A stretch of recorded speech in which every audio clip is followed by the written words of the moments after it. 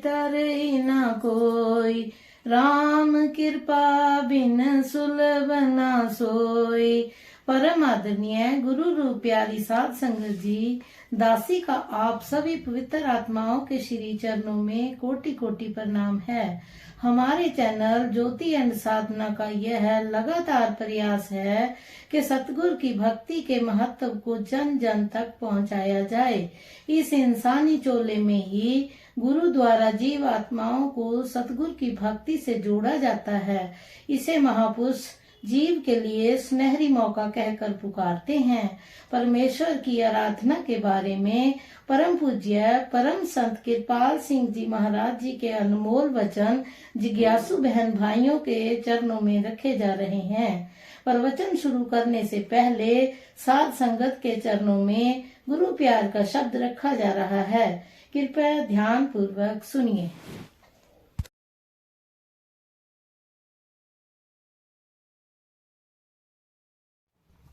इतना बल दे हमको ठाकर, हम सेवा कर पाए, जन्म जन्म के काट के बंधन जीवन सफल बनाए।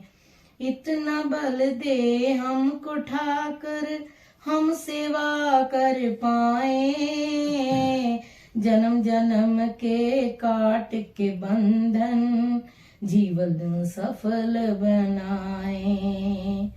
गर्मी सर्दी भूख प्यास की रहे न परवाह कोई, तेरे वचनों पे निस दिन हंसकर फूल चढ़ाए।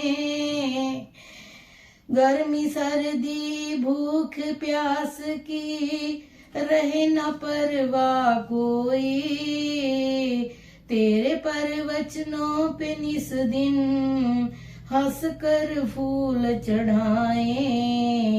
इतना बल दे हमको ठाकुर, हम सेवा कर पाए।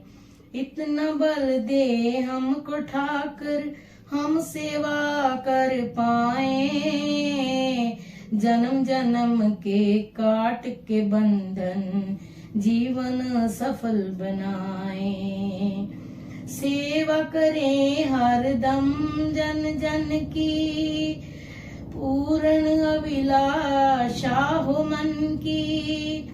सेवा करें हर दम जन जन की, पूर्ण अभिलाषा हो मन की। दीन दुखी निर्धन निर्बल को अपने गले लगाए, दीन दुखी निर्धन निर्बल को अपने गले लगाए। इतना बल दे हमको ठाकर, हम सेवा कर पाए।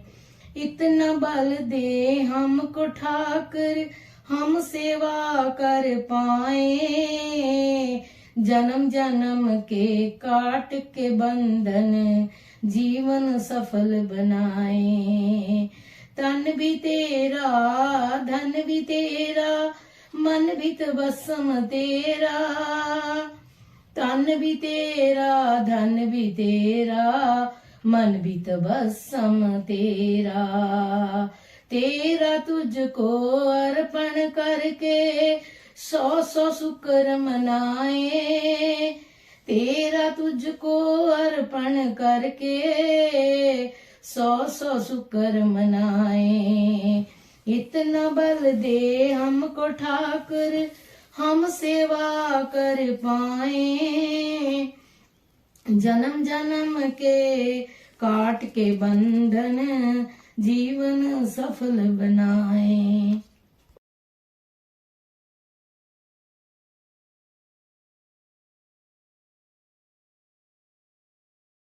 गुरु रूप प्यारी साध संगत जी, परम पूज्य परम संत कृपाल सिंह जी महाराज जी प्रातः काल के सत्संग प्रवचनों में फरमा रहे हैं। सभी महापुरुषों ने कहा है कि प्रभु ही गुरु है, वही सच्चा सतगुरु है। वह हमारे अंतर बैठा हमें नियंत्रित कर रहा है। हमारे शरीर में बहुत से सुराख हैं, 2 आंखें, 2 कान, 2 नासिका, 1 मुख और 2 नीचे के द्वार, लेकिन फिर भी हम इनसे बाहर भाग नहीं सकते। हमारी श्वास बाहर जाती है परंतु बाहर रह नहीं सकती। कोई ताकत इसे वापस शरीर में भेज रही है। इस नियंत्रण शक्ति को ही प्रभु कहते हैं। जब ये सत्ता शरीर से हटती है तो हमें शरीर छोड़ना पड़ता है। तो प्रभु ही सच्चा सतगुरु है और वही हम सबको नियंत्रित कर रहा है। जिसमें ये सत्ता प्रकट है वह प्रभु पुरुष सतगुरु कहलाता है।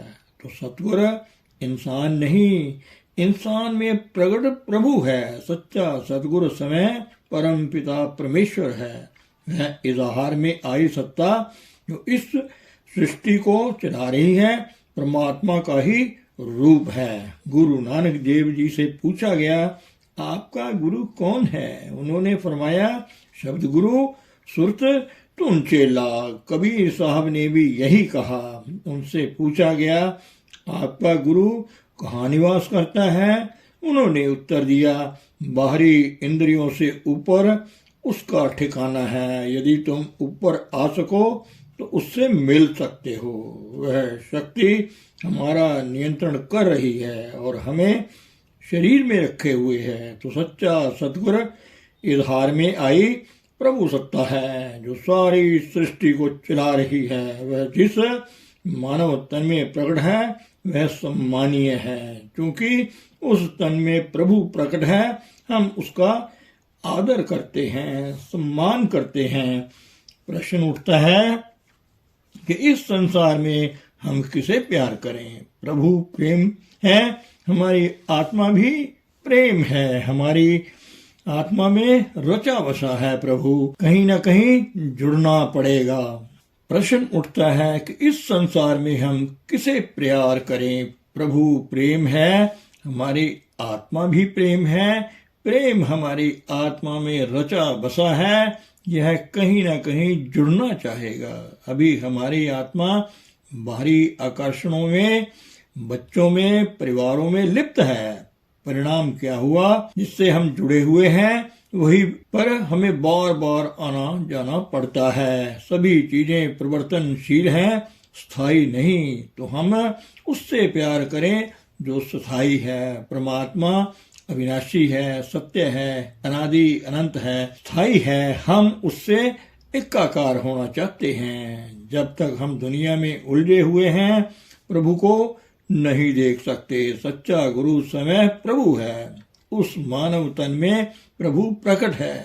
हमें सबसे ज्यादा किससे प्यार करना चाहिए? उससे जो सदैह प्रभु है, जो हमारी सूरत को बाहर से अंतर्मुखी कर सके, उभार दे सके, हमारी अंतर की आंख खोल सके। प्रभु ज्योति स्वरूप है। जब तुम आंखें बंद करते हो तब वह तुम्हारा अंतर में रोशनी प्रकट कर सकता है। जो यह करने में सक्षम हो वही साधु है, संत है, महात्मा है या सतगुरु है।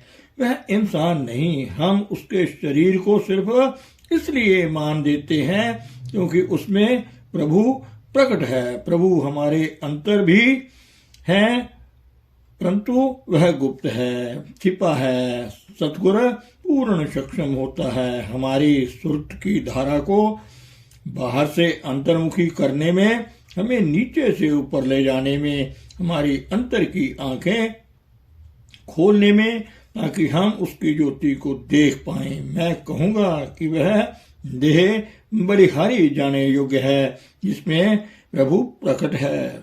उससे प्यार करना अपने जीवन के लक्ष्य को प्राप्त करने की दिशा में पहला कदम है। वह लक्ष्य है प्रभु को जानना। गुरु ने समय प्रभु को पाया होता है और हमें उससे पाने में मदद करता है। यदि एक बार तुम्हें अनुभव यानी नामदान की थोड़ी सी पूंजी मिल जाए तो उसे निरंतर बढ़ाओ ताकि प्रभु में विलीन हो सको। यदि तुम किसी ऐसे मनुष्य को प्रेम करते हो जो समय दुनिया में लिप्त है तो तुम भी उसी का अनुसरण करोगे। यदि सदैव प्रभु से प्यार करोगे तो कहाँ जाओगे? वहां जाओगे जहां वह जाएगा। यदि वह वापस नहीं आएगा तुम भी वापस नहीं आओगे। वह बताता है कि तुम्हें सर्वश्रेष्ठ योनि मिली है, तुम भाग्यशाली हो, किंतु तुम्हारे समक्ष उच्चतम लक्ष्य है प्रभु को पाना। तुम यह केवल इसी तन में पा सकते हो। अब तुम्हारी बारी है प्रभु को देखने की, उससे मिलने की। पिछले कर्मों के अनुसार सारा लेना देना कर्जे निपटाओ, अपनी आत्मा प्रभु में लीन करो ताकि आवागमन के चक्कर से मुक्त हो। यदि तुम किसी से प्यार करते हो तो स्वाभाविक है उसका कहाँ मानोगे? क्राइस्ट कहते हैं यदि तुम मुझसे प्यार करते हो तो मेरा कहाँ मानो। मानव तन का सदुपयोग करो। यह सदुपयोग क्या है? यह है प्रभु को जानना। लेकिन प्रभु को जानने से पहले अपने आप को जानो। समय को जानना प्रभु को जानने से पहले आता है। यह अनुमान या भावनाओं का विषय नहीं है, आत्म विश्लेषण का विषय है। इसमें शरीर से ऊपर उठकर अंतर्मुख होकर चेतनता का अनुभव करना है। जब तुम समय को जान लोगे तब उसको जानने योग्य हो जाओगे। जो सर्वशक्तिमान सर्वव्यापी सत्ता है वह व्यक्त प्रभु सत्ता ज्योति है, श्रुति के रूप में है।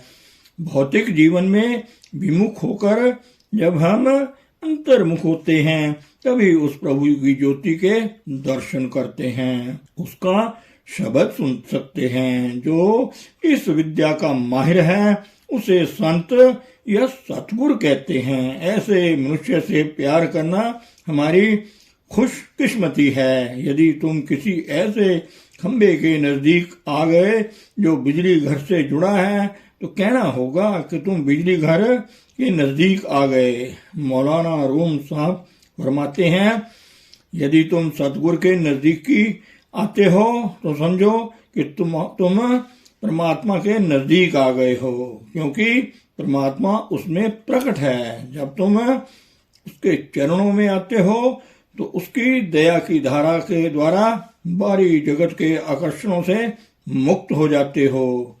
जितना अधिक ध्यान तुम्हारा उसकी ओर होगा, उसके बारे में सोचोगे, उतना ही बाहर से अलग होते जाओगे। तुम्हारी आत्मा जब शरीर से अलग होगी तो तुम परमात्मा की ज्योति के दर्शन करोगे। प्रभु को जानना ही सर्वोपरि है। प्रभु को जानने के लिए सच्चे सद्गुरु को जानो। वह तुम्हें संसार त्याग कर जंगल में जाने के लिए नहीं कहता। वह कहता है संसार में रहो, पिछले कर्मों का हिसाब चुकता करो, प्रभु के पास वापस जाओ जो तुम्हें इस और प्रभु की ओर ले जाने में मदद करता है। उसे सतगुरु कहते हैं। गुरु हर धर्म में आते रहे हैं, चाहे किसी समाज में रहो, लेकिन ऐसे महापुरुष को पाओ जिसमें प्रभु प्रकट है और वह तुम्हें भी उसका अनुभव करा सकता है। ऐसा पुरुष संसार में रहते हुए भी प्रभु से लौ लगाए रहता है। स्वाभाविक है वह प्रभु के पास ही जाएगा। संसार में जुड़ोगे तो संसार में वापस आओगे। भाग्यशाली हैं वे जिन्हें ये मानव तन मिला है। प्रभु को जानना ही जीवन का सदुपयोग है। प्रभु को जानने से पहले अपने आप को जानो। आत्म विश्लेषण का ये विषय व्यवहारिक है जिसे वह प्रमाणित कर सकता है, जो प्रतिदिन देहाभास से ऊपर उठकर आत्मा का अनुभव करता हो। इसलिए हमें सतगुरु से प्यार करना चाहिए। वह सब में प्रभु को देखता है और सबके लिए दिल में सम्मान की भावना रखता है। हम किसी की भी पूजा क्यों करें, हम सतगुरु को ही प्राथमिकता क्यों दे? क्योंकि परमात्मा उसमें प्रकट है, वह हमारे अंतर भी है परंतु गुप्त है। उसकी थोड़ी सी तवज्जो हमें देहाभास से ऊपर उठने में सहयोग देती है। हमें कुछ पूंजी प्रभु को देखने और सुनने का अनुभव दी जाती है, शुरुआत करने के लिए, जिसे हम प्रभु की भक्ति कर सकें। हमें सतगुरु की पूजा क्यों करनी चाहिए?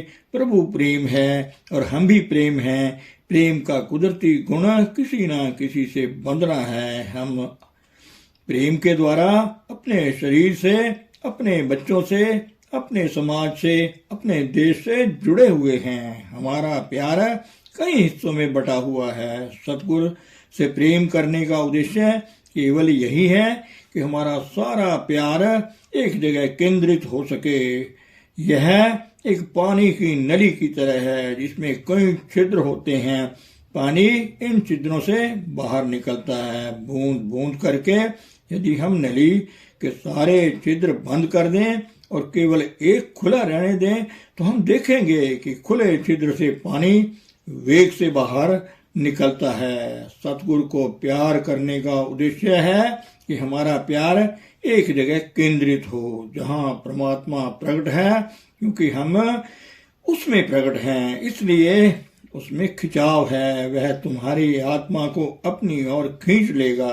तुमने देखा हो कि असली फूलों को देखकर चिड़ियां चहचहाती हैं। चिड़ियां कागज के फूलों या फलों की तस्वीर पर तो नहीं चहचहाती, परंतु प्रभु की सुंदरता सतगुरु में विद्यमान होती है, इसलिए वह दूसरी आत्माओं को आकर्षित करती है। जितना अधिक तुम सूरत को सतगुरु की ओर लगाओगे उतना ही तुम उसकी ओर आकर्षित होगे और बाहरी आकर्षणों से तुम्हारा ध्यान टूटेगा। यह एक प्रमुख कारण है सतगुरु को प्यार करने का, उसकी पूजा करने का।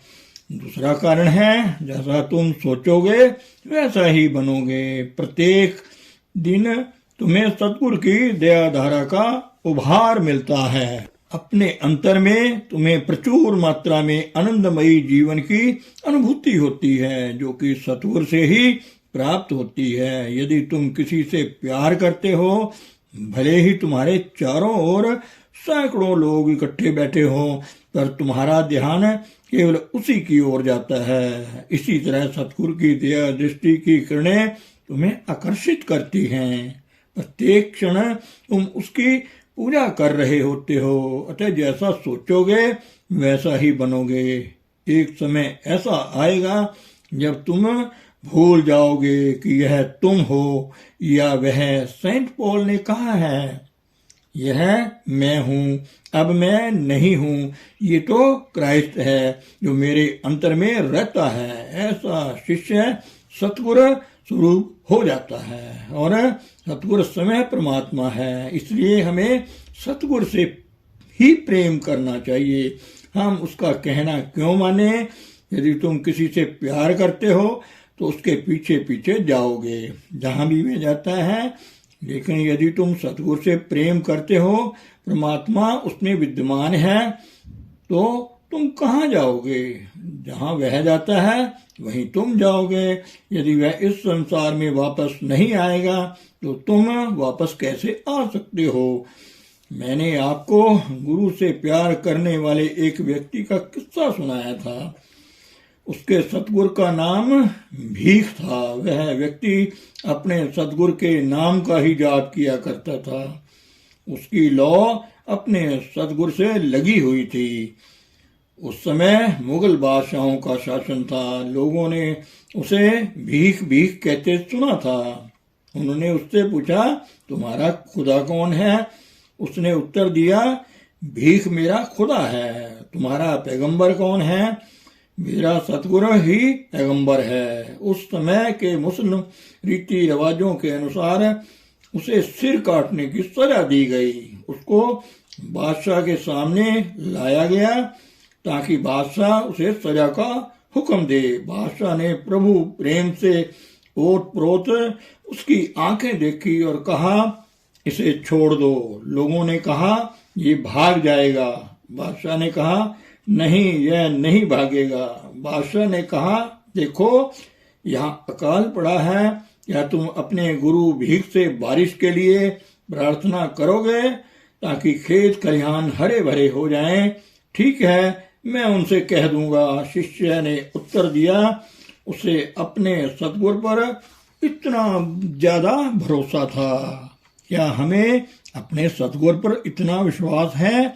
ठीक है, बादशाह ने कहा, तुम कब वापस आओगे? परसों, ये कहकर शिष्य चला गया। उसके जाने के बाद वहां बहुत बारिश हुई। पूरे राज्य में बारिश से जल थल एक हो गया। तीसरे दिन वह वापस आया। बादशाह ने बहुत सी दौलत गांव आदि उसे देना चाहा और कहा कि अपने गुरु को यह अर्पण करना। नहीं नहीं, यह सब नश्वर है, नाशवान चीजें हैं। कहा, सतगुरु की पूजा करने का क्या लाभ है? तुमने परमात्मा को देखा नहीं है, और जब तुम उसे देखोगे नहीं, क्या करोगे? अच्छा तरीका यही है कि उसे वहां देखो जहां वे प्रकट है। यदि तुम गुरु को देख लोगे तो परमात्मा को देख लोगे। क्राइस्ट कहता है, जिसने मुझे देखा है उसने मेरे पिता को देखा है। अतः सतगुरु की पूजा प्रभु की पूजा है। मान लो तुम लगातार सिर से पांव तक उसकी मधुर याद से ओत-प्रोत रहते हो, तो एक समय ऐसा होगा जब तुम अपने आप को भूल जाओगे कि तुम हो या वह। मौलाना रूम फरमाते हैं, मेरा अंतःकरण मेरे गुरु से इस तरह भरा हुआ है कि मैं ये भूल गया हूं कि मैं कौन हूं, मैं नहीं रहा। अतः इस कारण से और अन्य बहुत सारे कारणों से हम सतगुरु की पूजा करते हैं। उसकी पूजा करोगे तो कहाँ जाओगे? तुम वहां जाओगे जहां वह जाएगा। यदि तुम अपनी सूरत को सतगुरु की तरफ मोड़ दोगे तो वह तुम्हें खींच लेगा, तुम्हारे सारे बंधन काट देगा, तुम अकेले हो जाओगे। हजारों की भीड़ में भी अपने सतगुरु से ही जुड़े हुए। बाहर से तुम इस धरा पर घूमते फिरते इंसान ही दिखाई दोगे, परंतु तुम इंसान नहीं रहोगे, सतगुरु के प्यारे हो जाओगे। यदि सतगुरु परमात्मा है और तुम सतगुरु के हो गए हो तो तुम क्या हो? सतगुरु स्वरूप हो। यह कितना सरल और स्वाभाविक रास्ता है। इसके लिए किसी दार्शनिकता की जरूरत नहीं है। जैसा सोचोगे वैसा बनोगे। बस हमें सतगुरु की आज्ञा माननी है। का खा गा यहीं से शुरू होती है। धन सतगुरु, धन गुरु रूपियारी साध संगत जी।